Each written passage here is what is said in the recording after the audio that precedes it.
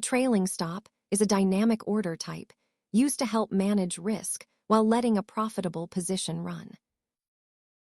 Unlike a standard stop loss, which stays at a fixed price, a trailing stop moves as the asset price changes.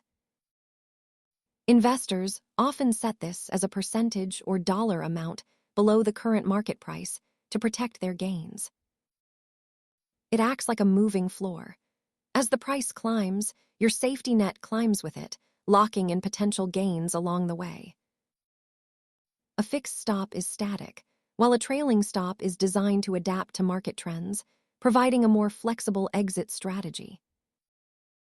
In this graph, you can see how the stop loss triggers only after the asset price drops enough to cross the trailing threshold.